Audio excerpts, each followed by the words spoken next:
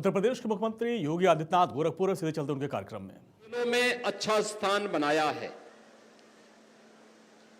बहनों और भाइयों, पिछले 8 वर्ष में आदरणीय प्रधानमंत्री जी के ही मार्गदर्शन में हमारी सरकार ने प्रदेश के अंदर खेल कूद की गतिविधियों को और उसकी अवस्थापना सुविधाओं को बढ़ाने के लिए, खिलाड़ियों के प्रोत्साहन के लिए अनेक कदम उठाए हैं। ओलंपिक हो, कॉमनवेल्थ हो, एशियाड हो या इंटरनेशनल वर्ल्ड चैंपियनशिप की प्रतियोगिताओं में प्रतिभाग करने वाले खिलाड़ी या मेडल प्राप्त करने वाले खिलाड़ियों का सार्वजनिक सम्मान करने का कार्य हो, या फिर जनपद स्तर पर,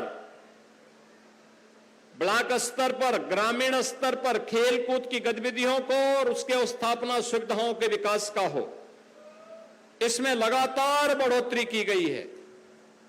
याद करिए, अब गांव-गांव में खेल के मैदान देखने को मिलते हैं, ब्लॉक स्तर पर मिनी स्टेडियम देखने को मिलते हैं, जनपद स्तर पर स्टेडियम देखने को मिलते हैं,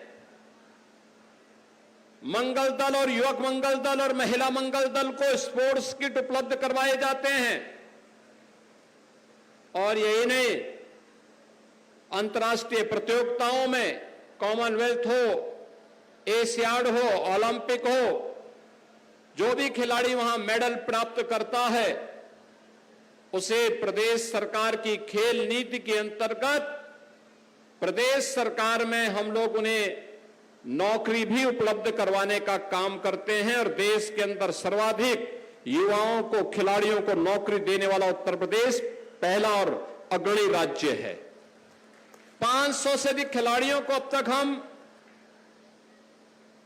जिन्होंने खेल में मेडल प्राप्त किए देश के लिए, प्रदेश सरकार ने उन्हें आर्थिक सहायता भी दी और प्रदेश सरकार में उन्हें सम्मानजनक नौकरी की सुविधा भी दी।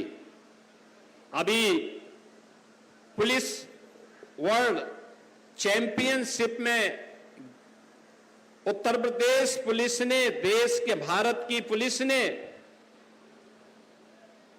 दुनिया के अंदर तीसरा स्थान प्राप्त किया और भारत में उत्तर प्रदेश की पुलिस नंबर 1 पर थी। अग्रणी स्थान पर सर्वाधिक मेडल प्राप्त करने वाले राज्य में उत्तर प्रदेश रहा है। हम थोड़ा भी प्रोत्साहित करें, हमारा युवा अपनी ऊर्जा का लाभ वहां देता है। युवा की यह ऊर्जा एक खिलाड़ी के उत्साह में, उसके उमंग में, उसके प्रदर्शन में झलकता है। और यह प्रदर्शन आज यहां पर वीर अभिमन्यु, वीर कुमार और उत्तर प्रदेश केसरी की इस प्रतियोगिता में भी हम सबको देखने को मिल रही है। मैं अभिनंदन करूंगा उन 300 से अधिक खिलाड़ियों का जिन्होंने पहलवानी में अपने दांव यहां पर दिखाने का काम किया है। जीवन में जो सफलता प्राप्त कर रहे हैं वो तो अच्छी बात है, लेकिन जिन्होंने प्रयास किया है, खेल के प्रति उनकी रुचि को भी दिखाता है और साथ साथ अनेक लोगों के वो प्रेरणा भी है। अनेक लोग उससे प्रेरित भी होते हैं बिना किसी संकोच के। उन्होंने खेल की इस गतिविधि के साथ जुड़ने का जो निर्णय लिया वो अभिनंदनीय है। और नागपंचमी का यह पर्व, हमारे यहां सामान्यतः सांप को देख करके लोग डरते हैं, लेकिन हरेक मनुष्य के शरीर में एक आध्यात्मिक शक्ति भी होती है। उस आध्यात्मिक शक्ति को ही हम लोग सामान्य भाषा में सरपेंट पावर कहते हैं।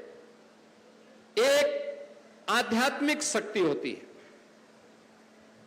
उस शक्ति के प्रतीक के रूप में भी हम उस पूजा को अपने जीवन की आध्यात्मिक ताकत को उसके माध्यम से अष्ट सिद्धि और नौ निधि प्राप्त करने के माध्यम के रूप में उसे प्राप्त करने के लिए उत्सुक दिखाई देते हैं। साधु संत योगी महात्मा ये सब लोग उसके लिए लालायित रहते हैं। और हमारे यहां पर्व के रूप में नागपंचमी